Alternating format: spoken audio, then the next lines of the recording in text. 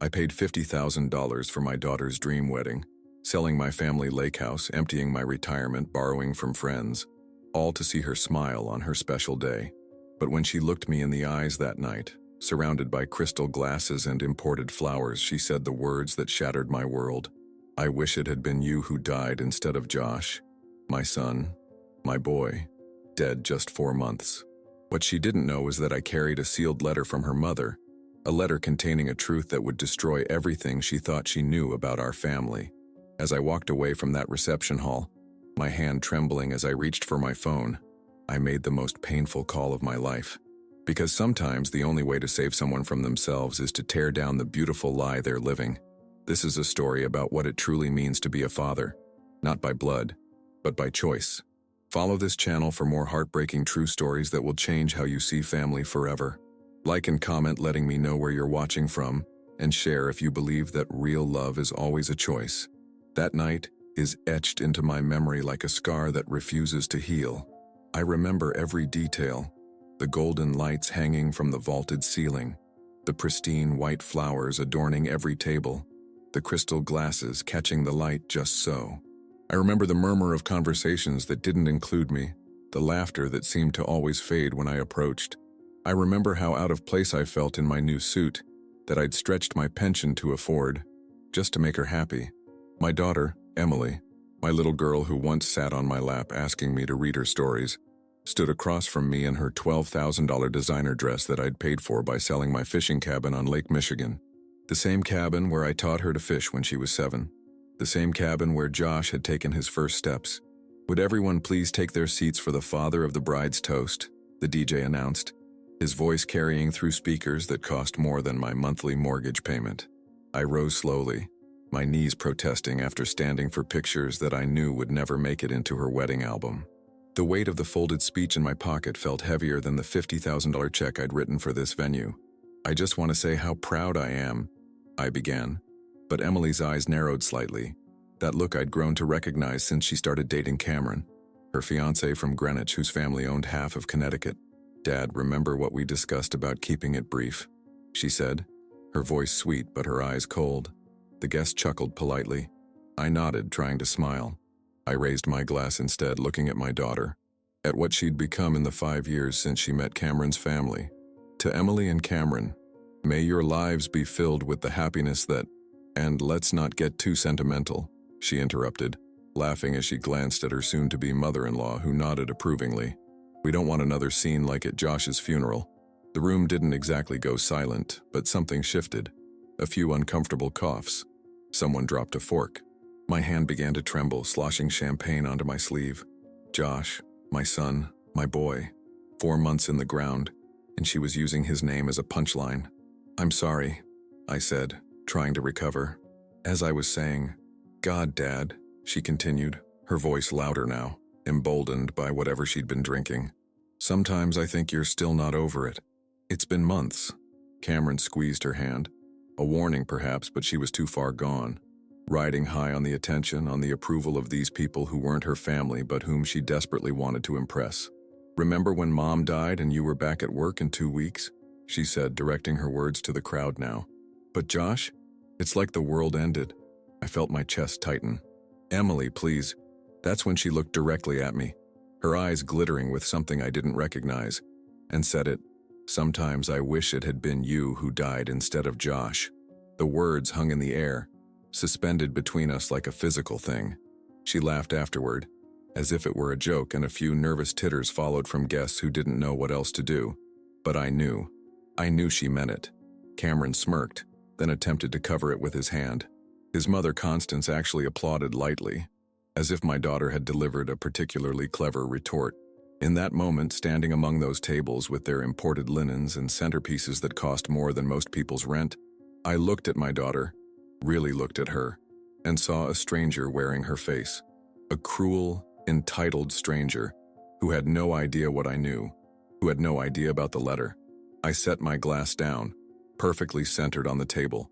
I straightened my jacket, the one she had told me looked embarrassingly off the rack earlier that day, and I walked away from the head table, past the confused stares, past the whispers that had already begun. I made my way to the venue's office, My steps steady despite the earthquake happening in my chest. I asked to use their phone. The coordinator, sensing something was wrong, handed it to me without question. "Sir, is everything okay?" she asked. I looked at her. This young woman, probably the same age as Emily, with concerned eyes that my daughter no longer possessed. "No," I said simply, "but it will be." I dialed the number of the venue manager, the same man who had shaken my hand when I signed the contract, putting everything in my name. The same man who had deposited my check, money that represented years of overtime at the auto plant, money saved for a retirement I'd never have. As the phone rang, I closed my eyes and saw Josh's face, my boy who'd promised to take care of me when I got old, who never complained when Emily got new clothes and he got hand-me-downs, who held my hand at his mother's funeral while Emily checked her phone. "Hello, this is Martin," came the voice on the other end. I took a deep breath and made the most painful call of my life. "Martin, this is Richard Colton. I'm the father of the bride at tonight's wedding." I paused, the words stuck in my throat. "I need you to shut it down. All of it. Now." Josh was sunshine. There's no other way to describe him. Even as a baby, he had this way of lighting up a room just by being in it. He had my eyes, that deep, thoughtful blue that my father had before me, and his mother's compassion, that boundless ability to feel other people's pain as if it were his own. I remember the day he was born, April 17th, 1987. A thunderstorm had knocked out power in half of Pittsburgh. I held a flashlight for the doctor while my wife, Margaret, brought our boy into this world. The nurses laughed afterward, saying he was so bright he didn't need electricity anyway. Unlike Emily, who was always reaching for something more, something different, Josh was content. He'd sit with me in the garage while I fixed cars on weekends, handing me tools before I even asked for them. By 12, he could rebuild a carburetor. By 16, he was better at diagnostics than mechanics I'd worked with for decades. "I'm gonna take care of you when you're old, Dad," he'd say, wiping grease from his hands with the same red shop rag I'd used since before he was born. "We'll open our own shop. Colton and Son. Has a nice ring to it, doesn't it?" I'd ruffle his hair and tell him he had bigger things waiting for him than a grease monkey's life. But secretly, I cherished that dream. A small garage, just the two of us. Coffee from the diner across the street, classic rock on an old radio. The day I lost him started ordinary enough. It was a Tuesday in March, the kind of day in Pennsylvania where winter is grudgingly giving way to spring, but not without a fight. Sleet had fallen overnight, leaving the roads slick and treacherous. Josh had the day off from the community college where he was studying mechanical engineering. His childhood friend Tyler had been in a motorcycle accident the week before. Nothing too serious, a broken leg and some road rash. But Josh wanted to visit him at UPMC Presbyterian Hospital. "I'll be back for dinner," he said, grabbing his keys from the hook by the door. "I'm making that lasagna you like." I was fixing the kitchen sink, half buried under the cabinet. "Drive safe," I called out. "Roads are bad." "Always do, Dad," he replied. I heard him pause at the door. "Love you." Those were the last words my son ever said to me. Love you. Just like that. Ordinary. Every day. A gift I didn't know I needed to cherish. 3 hours later, I was still wrestling with the sink when I heard the television from the living room. The local news was doing a breaking story about a pileup on Route 8. A semi had jackknifed on the ice, causing a 12-car collision. Something cold and heavy settled in my stomach. I called Josh's cell phone. Straight to voicemail. I told myself it was nothing. Route 8 was a common road. There were thousands of cars. The odds were astronomical. I was still telling myself that when I saw Josh's blue Chevy Malibu in the background of the news footage, the car Margaret and I had given him for his 18th birthday, the one with the small dent in the passenger door from when Emily had opened it into a fire hydrant. I knew before the police came. I knew before the knock at the door. I knew in that place inside a parent that knows when their child is gone. The officer who came was young, probably his first death notification. He kept calling me sir and staring at a spot on the wall behind my head. He said something about the roads, about the truck driver who'd been going too fast, about Josh dying instantly. I nodded in all the right places, signed whatever papers they put in front of me. I thanked him for his service before closing the door. Then I sat in Josh's room all night, smelling his shampoo on his pillow, looking at the model cars we'd built together lined up on his shelf. Emily arrived the next morning.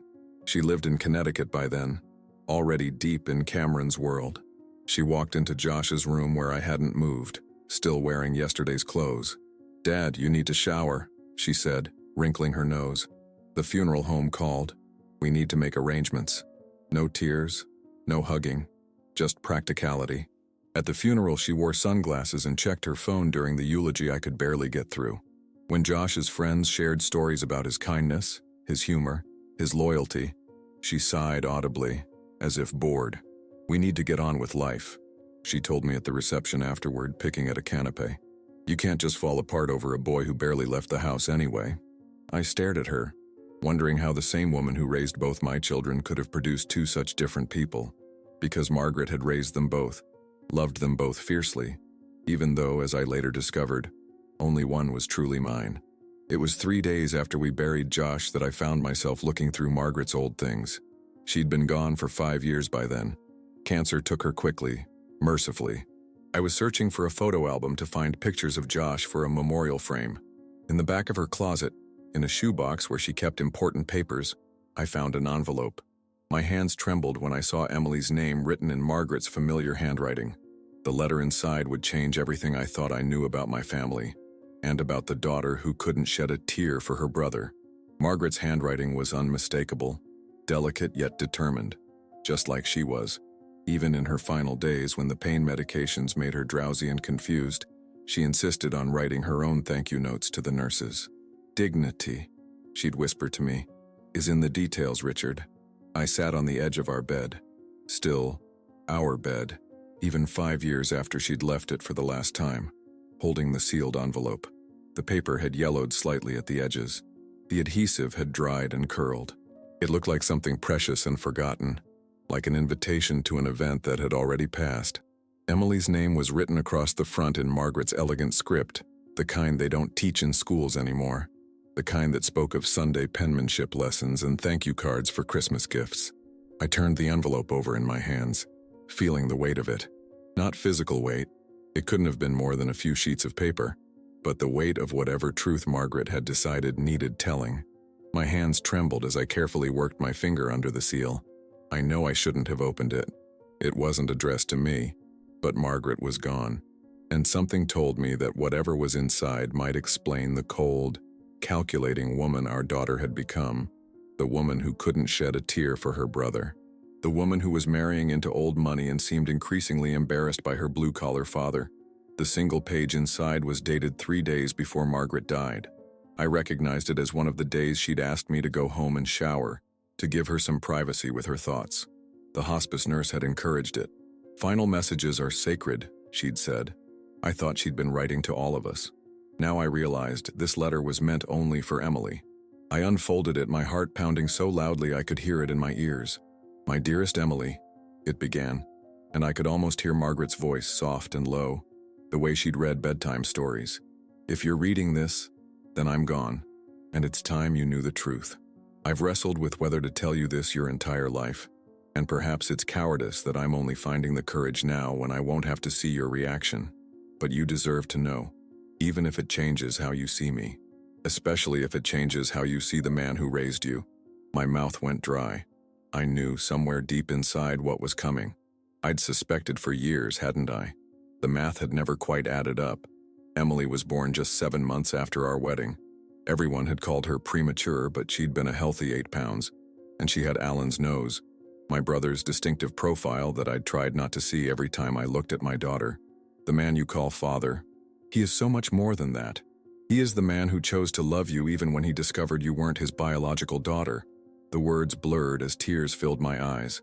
Not tears of surprise or even betrayal. Margaret and I had worked through that decades ago, but tears for the secret finally being spoken. Named, acknowledged. "It happened before your father and I were married," Margaret continued. "Alan and I, it was only once. A terrible mistake. When I found out I was pregnant, I told Richard the truth. I offered to leave to raise you alone, but he wouldn't hear of it. 'This baby is innocent,' he said, 'and I already love it, because it's part of you.' I remembered that night, the small apartment we'd rented in preparation for our wedding. Margaret sobbing on the couch, mascara streaking her face, telling me she'd understand if I walked away. And I remembered the wave of certainty that had washed over me, that whatever happened, this woman was my future, and her child would be mine in every way that mattered. Your father insisted we never tell anyone. Not you, not Alan, not a soul. He said it would only hurt you to know. He legally adopted you the day you were born, making sure no one could ever question that you were his daughter. The birth certificate says Richard Colton, because that's who your father is, the man who chose you, who has loved you every day of your life without condition or reservation. I wiped my eyes with the back of my hand. Margaret had kept this secret for over 30 years. I'd kept it too, believing it was best for Emily never to know. Alan had moved to California shortly after our wedding, started his own family. As far as I knew, he never suspected the truth. But then came the part I wasn't prepared for. The revelation that changed everything. Don't blame your brother, Josh. He always knew, and he never told, because he loved you more than anything. The letter slipped from my fingers and floated to the carpet. Josh knew. My son had known his entire life that Emily wasn't his full sister, that I wasn't her biological father. I scrambled to pick up the letter, reading frantically. Josh found out when he was 16. He was looking for his birth certificate for a driver's license application and found the adoption papers in my desk. He came to me, confused and hurt. I told him everything. I expected anger, judgment. Instead, he hugged me and said, "Mom, it doesn't change anything. Dad chose her. That makes her more special, not less." I could hear Josh's voice saying those words. That was my boy, always seeing the best, always protecting those he loved. Even a sister who increasingly treated him with disdain as she climbed the social ladder. Josh made me promise never to tell you unless it became necessary. He said you might feel different, less loved somehow if you knew. He protected you, Emily. Always. I folded the letter carefully along its creases and returned it to the envelope. I sealed it as best I could, though the old adhesive barely held, and I made a decision. Emily would read this letter someday, but not yet. Not until she was ready to understand what family truly meant. Not until she could appreciate the brother she'd already begun to forget, and the father who had chosen to love her every single day of her life. I placed the envelope in my inside jacket pocket, close to my heart, where it would stay until the moment was right. The first time I noticed my daughter had truly changed was 3 months after Josh's funeral. I'd kept Margaret's letter close, tucked in the breast pocket of my Sunday suit, the only suit I owned before Emily's engagement. She called on a Tuesday evening, her voice brimming with excitement about the wedding plans. "Dad, I found the perfect venue. It's this restored mansion in Greenwich, right by the water. It has these incredible gardens where they'll set up the ceremony." Her words tumbled out, breathless and quick. "Cameron's mother knows the owners. They usually book 2 years in advance, but they had a cancellation for May." "May?" I repeated, glancing at the calendar hanging in my kitchen. It was February. "That's only 3 months away, Em. And it's not even 6 months since Josh." I couldn't finish the sentence. There was a pause, then a soft, exasperated sigh. "Dad, we've been over this. Life goes on. Cameron's family has connections they've pulled for us. We can't just turn this down because of timing issues." Timing issues. That's what my son's death had become. A scheduling inconvenience. "I understand, honey," I said, swallowing the lump in my throat. "But maybe we could push it back a bit? Just a few more months?" "The venue isn't available later," she said, her voice sharpening. "And the Harringtons already sent out save the dates to their side of the guest list. It's happening in May, Dad." The Harringtons. Not Cameron's parents. The Harringtons. As if saying their surname somehow elevated her by association. "Of course," I conceded. "May it is. Just tell me what you need from me." What she needed, as it turned out, was my checkbook. The venue alone cost more than I'd paid for my first house.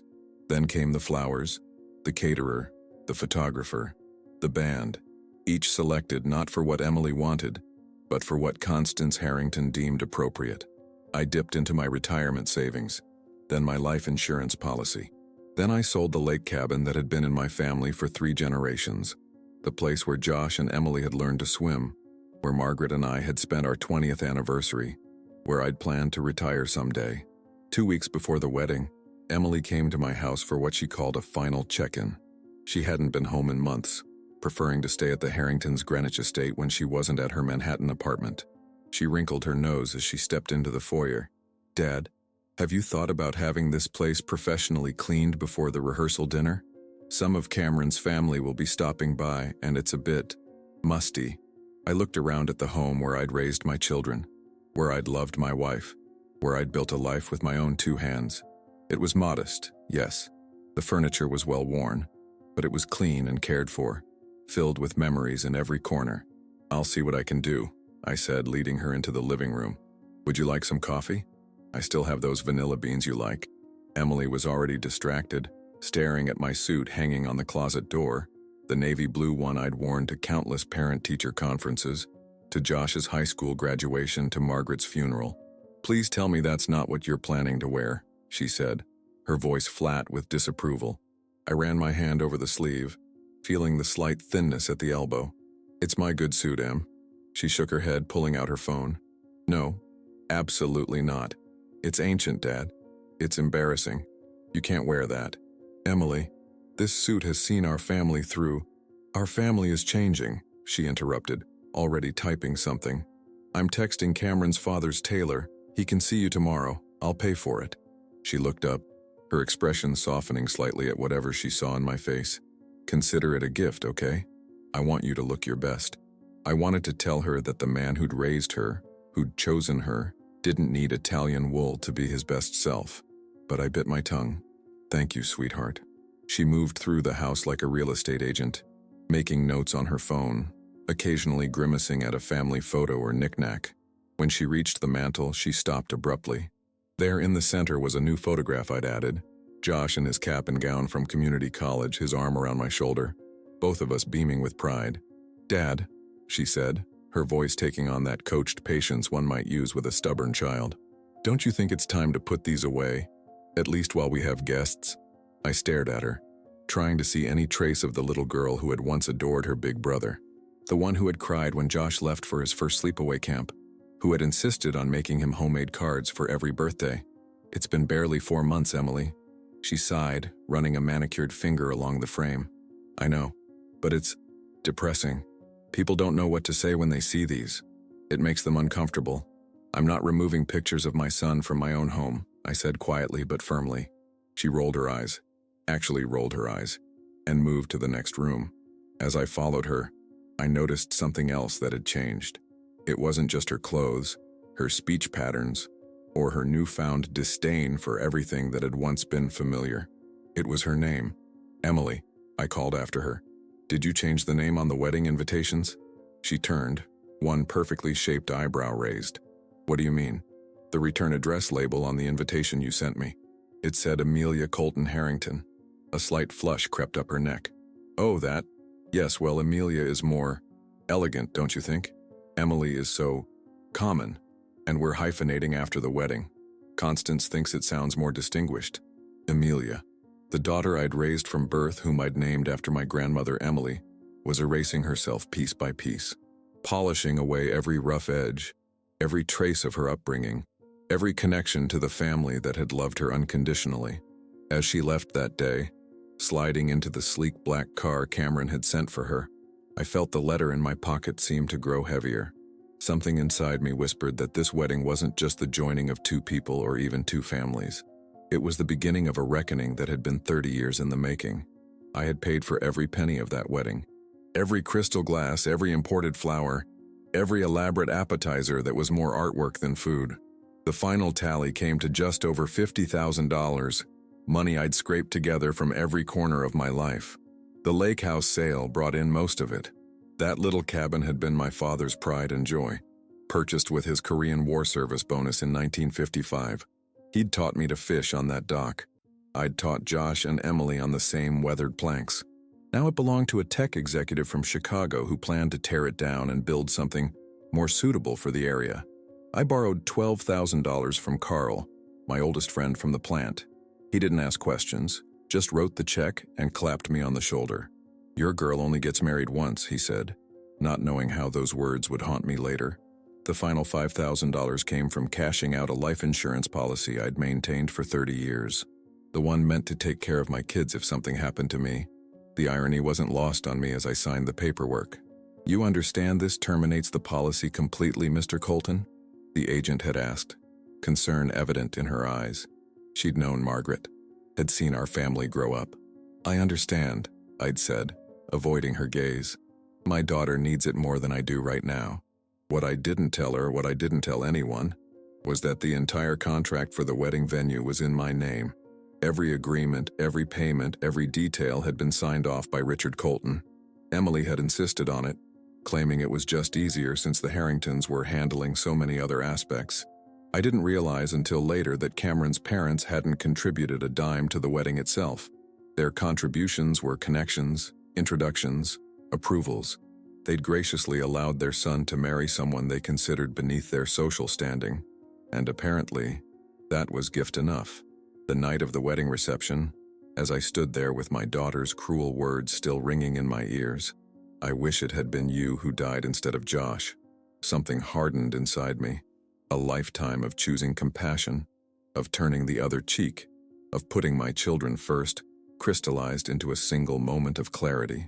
I walked away from the head table, past the confused guests, through the double doors that led to the venue's administrative offices. My steps were steady despite the earthquake happening in my chest.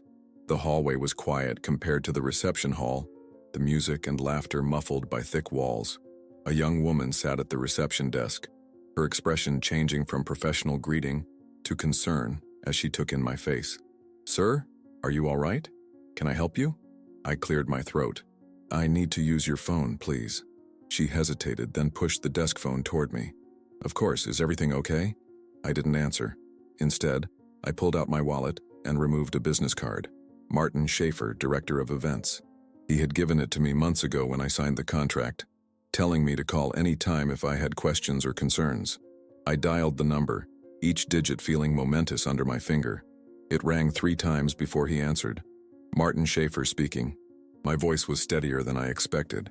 "Martin, this is Richard Colton. I'm the father of the bride at tonight's wedding." "Mr. Colton, is everything all right with the reception?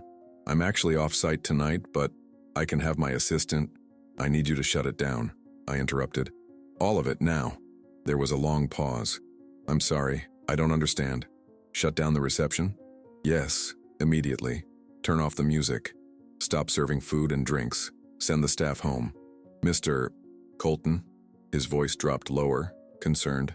"This is highly unusual. Is there a problem with the service? A health concern?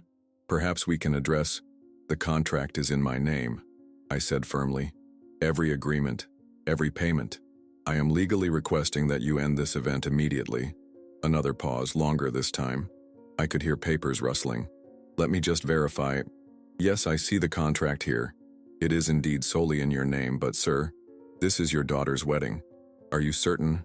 "I've never been more certain of anything in my life," I replied, "and I'm prepared to deal with any penalties or legal consequences." His voice changed then, becoming more businesslike. "There won't be any penalties, Mr. Colton. The contract does give you the right to end the event at your discretion. But I have to ask, is everyone safe? Is this a matter we should involve authorities in?" "Everyone is physically safe," I assured him. "This is a personal matter." I could almost hear him weighing his options, his professional responsibility against the bizarre nature of my request. "All right, Mr. Colton. I'll call the on-site manager right now. The reception will be ended within the next 15 minutes. The staff will inform guests that due to an unforeseen circumstance, the event must conclude." "Thank you," I said, feeling a strange mix of relief and dread wash over me. "Mr. Colton," he added before hanging up, "whatever happened tonight, I hope you find peace with it." I thanked him again and hung up. The young receptionist was staring at me, her eyes wide with curiosity and concern. I nodded politely to her and walked back toward the reception hall. As I approached the double doors, I could still hear the music playing, the laughter continuing. My daughter was out there, celebrating with people who encouraged her worst instincts, who praised her cruelty as wit, who valued status over character, people who had helped transform her from my loving child into someone who could wish death on her own father. I paused, my hand on the door. The letter in my breast pocket seemed to burn against my chest. Josh's face flashed in my mind. His kind eyes, his patient smile, the way he'd defended Emily even when she'd become increasingly dismissive of him as she climbed the social ladder. "She's just trying to find herself, Dad," he'd say. "Em will come around." But she hadn't come around, and now Josh was gone, and my daughter had wished it had been me instead. Something had to break this cycle. Something had to shake her out of the person she was becoming before it was too late. I pushed open the doors just as the music abruptly stopped. A confused murmur rippled through the crowd. The venue manager was on the small stage where the band had been playing, whispering urgently to the confused musicians. "Ladies and gentlemen," he announced, his voice professional but strained, "I regret to inform you that due to circumstances beyond our control, we must end tonight's celebration immediately. Please collect your belongings and proceed to the exits in an orderly fashion." Chaos erupted. Guests stood up, looking around in confusion. The Harringtons immediately converged on the manager, Constance's voice rising above the din. "This is absolutely unacceptable. Do you have any idea who we are?" And then Emily saw me standing by the entrance. Her eyes widened as understanding dawned. She pushed through the crowd toward me, her white dress gleaming under the chandelier lights, her face contorted with rage and disbelief. Cameron followed close behind, his hand possessively on her waist, his handsome features hardened into something ugly and threatening. "Dad?" Emily's voice was a strangled whisper. "What did you do?" Pandemonium erupted around us as the lights switched to their brighter end-of-event setting. The dreamy amber glow that had cost an extra $2,000 was replaced by harsh fluorescence that revealed every flaw, every smudged makeup line, every thread out of place. Reality, in its most unforgiving form, had crashed the fantasy. "Dad, what did you do?" Emily repeated, her voice rising with each word. Her perfect makeup couldn't hide the fury blooming across her face, turning her cheeks the same shade as her carefully selected blushing bride lipstick. I stood my ground as guests streamed past us toward the exit, smartphones already capturing the unfolding drama. The Harrington social circle loved nothing more than a spectacular fall from grace, as long as it wasn't their own. "I ended it," I said simply. My voice was calm, belying the storm raging inside me. "The reception is over." Cameron stepped forward, his tall frame looming over me in what I'm sure he thought was an intimidating manner. His custom tuxedo, probably worth more than my car, couldn't disguise the entitled boy playing at being a man. "You can't do that," he said, his words slightly slurred from the top-shelf scotch he'd been drinking all night. "My parents have senators here. Do you understand? Senators." I almost laughed, as if I should be impressed by politicians who would attend a wedding only because of donor connections. "I can and I did," I replied, looking past him to my daughter. "The contract is in my name. I paid for every crystal glass, every flower, every bite of food." "You ruined everything," Emily shrieked, drawing even more attention. Guests were openly filming now, their expressions a mix of horror and barely concealed delight at witnessing such a spectacular scene. This was supposed to be the most important day of my life. "It still can be," I said, my hand moving to my breast pocket where Margaret's letter lay. "Just not in the way you imagined." By now, Constance Harrington had joined our little group, her surgical enhancements even more pronounced under the harsh lighting. She snapped her manicured fingers at a nearby security guard. "Remove this man immediately," she ordered. "He's clearly intoxicated and disrupting a private event." The security guard, a young man with kind eyes that reminded me painfully of Josh, looked uncomfortable. "Ma'am, I've been informed that Mr. Colton is actually the contract holder for this event. He has the legal right to end it." Constance's eyes narrowed to glittering slits. "Do you know who my husband is?" "Yes, ma'am, but that doesn't change the—" "Call the police," she snapped at Cameron. "Have him arrested for something. Disturbing the peace. Emotional distress, I don't care." Emily was crying now, mascara tracking down her cheeks in perfect black rivulets. The photographer, who hadn't yet left, continued taking pictures. I wondered if she thought these tears were more authentic, more worthy of capturing than the posed joy from earlier. "How could you do this to me?" Emily sobbed, her voice carrying through the now half-empty ballroom. "After everything we've been through? After everything I've done for you?" Something in me broke at that moment, the final thread of restraint I'd been clinging to since hearing her wish for my death. "What exactly have you done for me, Emily?" I asked, my voice rising for the first time. "Was it when you couldn't bother to visit your dying mother more than twice a month? Or when you checked your phone throughout your brother's funeral? Or perhaps when you said, not even an hour ago, that you wished I had died instead of Josh?" The remaining guests gasped. Cameron's father, Bradford Harrington III, stepped forward, his face a mask of practiced concern. "I think we all need to calm down," he said smoothly. "This is clearly a family matter that's gotten out of hand. Richard, why don't we discuss this privately?" I ignored him completely, my eyes locked on my daughters. "You didn't even cry when Josh died. Your own brother. The person who protected you your entire life." Emily wiped furiously at her tears, smearing expensive makeup across her face. "He was just my half-brother," she spat. "And he was always your favorite anyway." The room went silent. Even the security staff froze. I felt lightheaded as her words hung in the air between us. "What did you say?" I whispered. Emily's eyes widened slightly, realizing what she'd revealed. She glanced nervously at Cameron, whose expression had shifted from anger to confusion. "Nothing," she muttered. I didn't say anything. My hand moved to my pocket, pulling out Margaret's letter. After all these years, all these secrets, the moment had finally arrived. Not the way I'd imagined it. Not in the privacy of our home, not with gentle preparation, but here, in the wreckage of a celebration built on falsehoods. "You know, don't you?" I said quietly. "You already know the truth." Emily's face drained of color. "Dad, don't. Not here, not now." "If not now, when?" I asked, holding up the envelope. "Your mother wrote this to you before she died. She never gave it to you. I found it after Josh's funeral." Cameron grabbed for the letter. "What the hell is going on, Emily? What is he talking about?" I stepped back, keeping the letter out of his reach.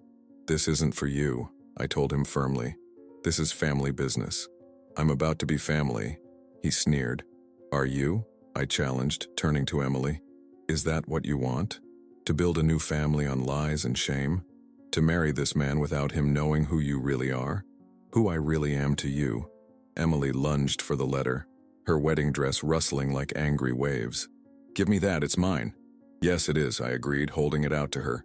"It's time you read it out loud, right here." She snatched the envelope, her hands trembling.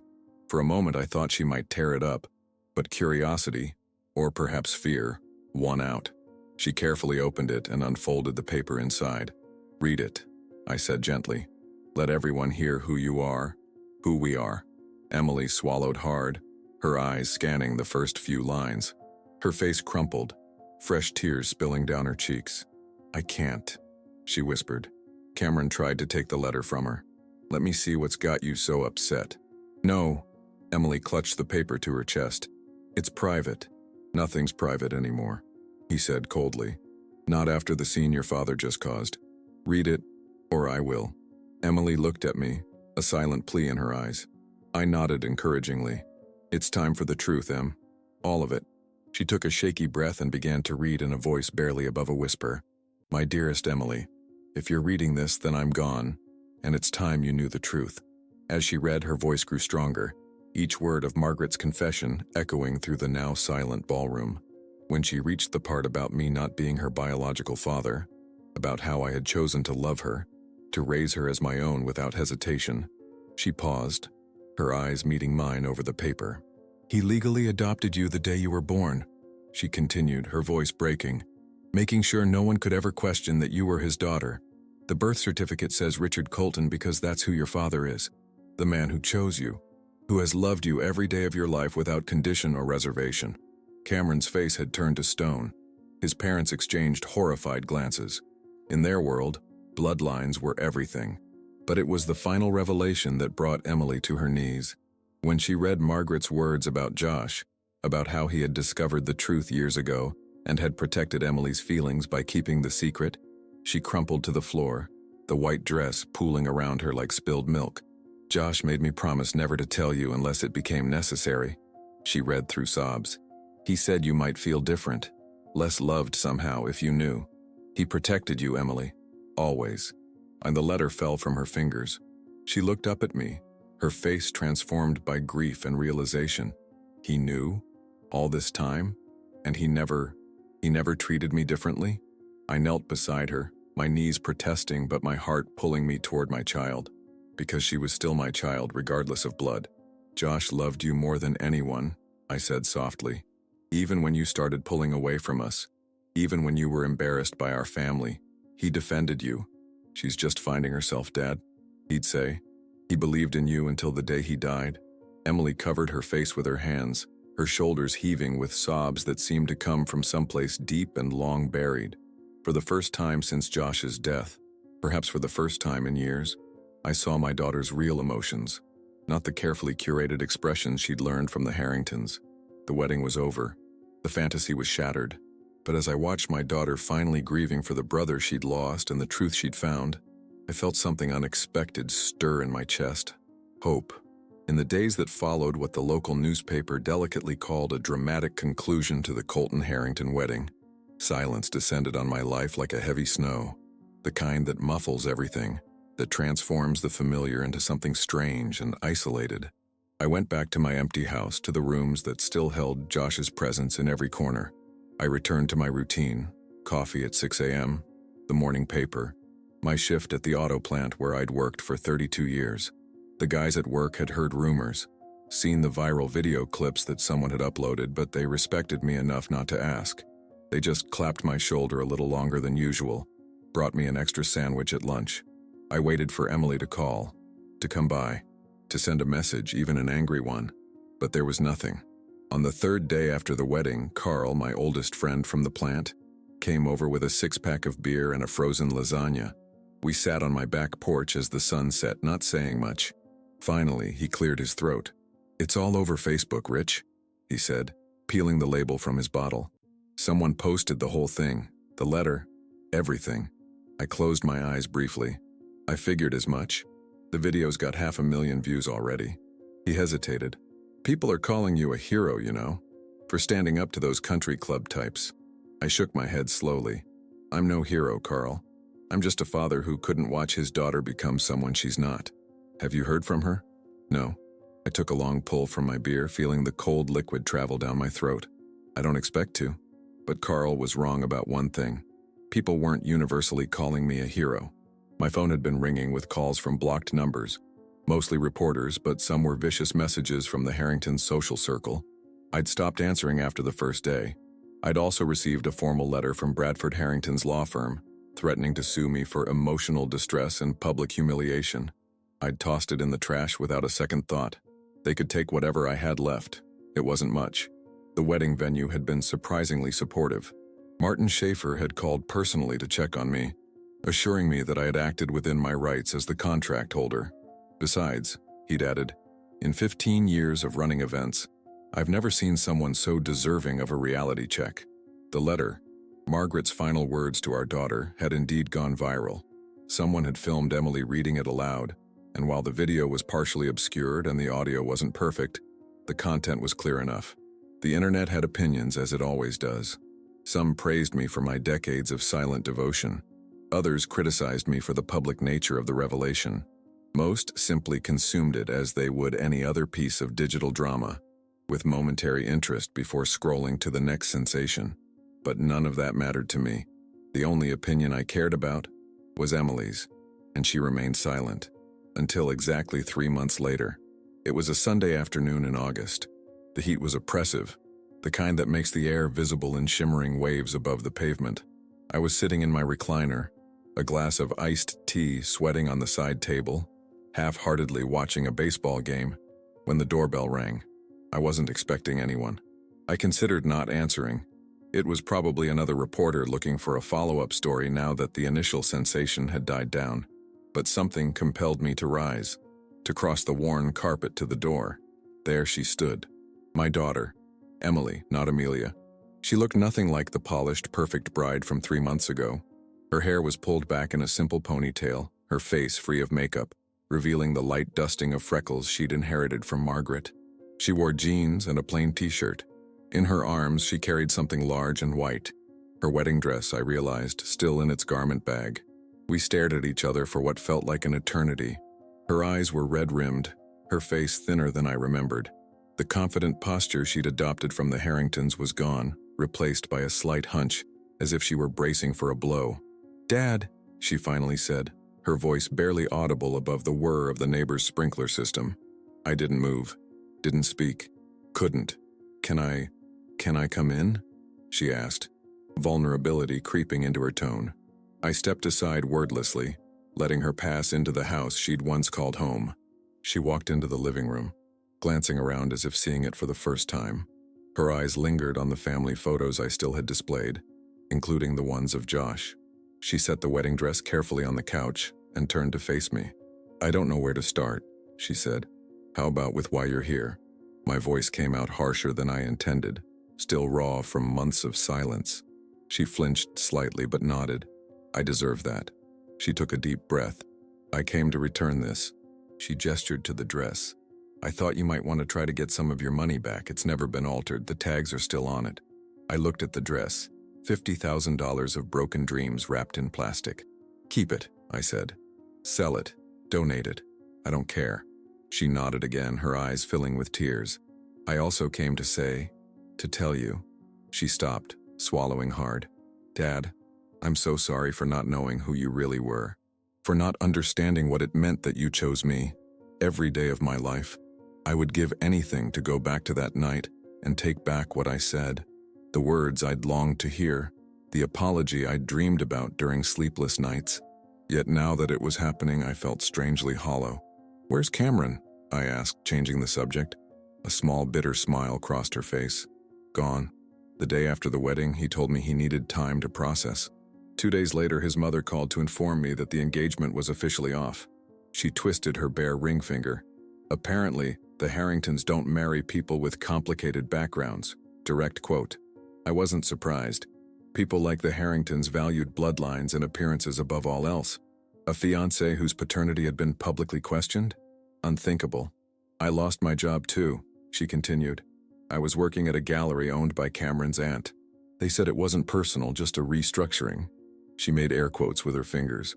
"My apartment was co-signed by Bradford. I had 30 days to vacate." "Where are you staying now?" I asked, surprised by the surge of parental concern that rose in me despite everything. "With a friend from college. Someone from before. From my real life." She looked down at her hands. "It turns out when you lose your fake friends, you find out who your real ones are." I moved to sit in my recliner, suddenly feeling every one of my 63 years. "Why did it take you 3 months to come here, Emily?" She sat on the edge of the couch, hands folded tightly in her lap. "Shame," she whispered. "Crushing, paralyzing shame. For how I treated you. For how I treated Josh. For who I'd become." A tear slid down her cheek. "And fear. That you'd tell me it was too late. That you'd already stopped loving me." I looked at my daughter, this broken, humbled version of the child I'd raised, and felt the ice around my heart begin to crack. "I never stopped loving you," I said quietly. "But I did stop recognizing you." She nodded, more tears falling now. "I stopped recognizing myself too. Somewhere along the way I became someone else. Someone who could say terrible things to the man who raised her. Someone who could dismiss her brother's death as an inconvenience." She reached into her pocket and pulled out a folded, worn piece of paper. Margaret's letter. "I've read this every day since the wedding, trying to understand, trying to remember who I was before I met the Harringtons." I remained silent, letting her speak, letting her find her way back to herself. "Dad," she said, looking directly at me, "can you ever forgive me for not knowing who you were? For taking you for granted all these years? I'd give anything to call you Dad again, the way I always did." And there it was, the question that mattered most. Could I forgive her? Could we rebuild what had been broken? I took a deep breath and gave her the only answer I could. "Being a parent isn't about blood, Emily. It's about choice. And I choose to love you. I always have." I paused, meeting her gaze steadily. "But now, it's your turn to choose." That was 2 years ago. Now Emily comes to visit me every Sunday without fail. Rain or shine, holiday or ordinary weekend, she arrives at precisely 10 a.m. with fresh coffee from the local roaster, and sometimes a bag of those cinnamon rolls I like from the bakery downtown. The first few visits were awkward, stilted with unspoken pain and lingering ghosts. We'd sit in the living room making careful conversation, like distant relatives meeting at a funeral, polite but unsure. She'd look at her watch frequently, and I'd feel relief when she'd leave after an obligatory hour. But something shifted on the 6th Sunday. It was pouring rain, one of those relentless summer downpours that turns gutters into rivers and makes the world feel smaller, more contained. Emily arrived drenched despite her umbrella, laughing at her soaked shoes as she stepped into the foyer. "I look like I jumped in the lake," she said, pushing wet hair from her face. I surprised both of us by laughing too. A genuine laugh, the first we'd shared in years. "Wait here," I said. and went to fetch a towel. When I returned, I found her standing in front of the mantel, looking at the framed photograph of Josh that had sparked so much tension before the wedding. She wasn't frowning or looking uncomfortable as she once had. Instead, her fingers lightly traced the edge of the frame, her expression soft with remembrance. "I found some of his old baseball cards when I was packing up my apartment," she said without turning around. "Remember how he used to organize them by player stats instead of value? He didn't care if a card was worth money. He only cared about the player's character, whether they'd done charity work or visited children's hospitals." "That was Josh," I agreed, handing her the towel, "always looking for the good in people." She dried her hair, still gazing at the photo. "He was the best of us, wasn't he? He saw the best in us," I corrected gently. "That's different." From that day on, our Sundays began to change. We started talking about Josh openly, sharing memories, funny stories, the small details of his life that had been too painful to discuss before. Emily asked questions about him that she'd never bothered to ask when he was alive, as if trying to know the brother she'd taken for granted. One Sunday in early fall, she asked if I would take her to his grave. It was the first time she'd visited since the funeral. I watched from a respectful distance as she knelt by the simple headstone, placing a small arrangement of wild flowers, the kind Josh used to pick for Margaret when he was a boy, at its base. She stayed there for nearly an hour, her lips moving occasionally as if in conversation with him. When she finally stood, her eyes were red, but her face looked lighter somehow, as if she'd set down a heavy burden. "I told him I was sorry," she said simply as we walked back to the car. "And I told him about the letter, about how he protected me even when I didn't deserve it." I squeezed her shoulder wordlessly. What could I say? That Josh would have forgiven her instantly? It was true, but she needed to find that forgiveness within herself. Now, 2 years later, our Sundays have become the anchor of my week. Emily is different, softer around the edges, more present, more genuine. She's found a job teaching art at an elementary school, something she'd studied in college before being swept into Cameron's world of galleries and connections. She lives in a small apartment on the east side of town. Nothing like the luxury she'd once aspired to, but she seems more at peace there than she ever did in her expensive Manhattan flat. She's dating occasionally, nothing serious. "I'm still figuring out who I am," she told me recently. "I need to be solid in myself before I can be with someone else." A wisdom I wish I could have imparted to her years ago, but perhaps some lessons can only be learned through experience. Today is Sunday again. Emily arrived with her usual punctuality, but instead of coffee, she carried a small wrapped package. We settled into our usual spots, me in my recliner, she on the end of the couch closest to me. "I have something for you," she said, holding out the package. "It's not your birthday or Father's Day, I know, but I saw it and, well, just open it." I unwrapped the package carefully to find a simple wooden frame. Inside was a photograph I hadn't seen in years. Emily, at about 5 years old, sitting on my shoulders at a county fair. Josh, around 12, stood beside us, his arm wrapped around my waist, grinning up at his sister. Margaret had taken the picture. I remembered the day perfectly. Cotton candy, carnival games, Josh winning a stuffed bear for Emily that she'd treasured for years. "Where did you find this?" I asked, my voice thick with emotion. "In Mom's old photo albums. The ones in the attic that we never went through after she died." Emily leaned forward, pointing to our expressions in the photo. "Look at us, Dad. Look how happy we were. A real family." I studied the photograph, noting how Emily's small hands gripped my forehead for balance, how Josh's smile mirrored mine exactly despite our lack of biological connection. My family. Chosen, complicated, but mine. "I've been wanting to ask you something," Emily said, her voice taking on a hesitant quality. "That photo of the 3 of us that you have on the mantel, the one I used to ask you to take down, could I have a copy? To keep at my place?" I looked up at her, surprised. "Of course, but why that one specifically?" She glanced at the mantel, at the photos she'd once found so uncomfortable. Josh and Emily as teenagers flanking me at Josh's high school graduation. "Because it reminds me of who we really are. That family isn't about blood. It's about who chooses to stand beside you on the hard days." I nodded, feeling a lump form in my throat. "I'll make you a copy. Thanks." She hesitated, then added, "But not the original. That belongs here." The next day, I went to the drugstore and had a copy made of the photo. When I picked it up, I felt a sudden impulse. I asked for a pen at the counter and turned the photo over.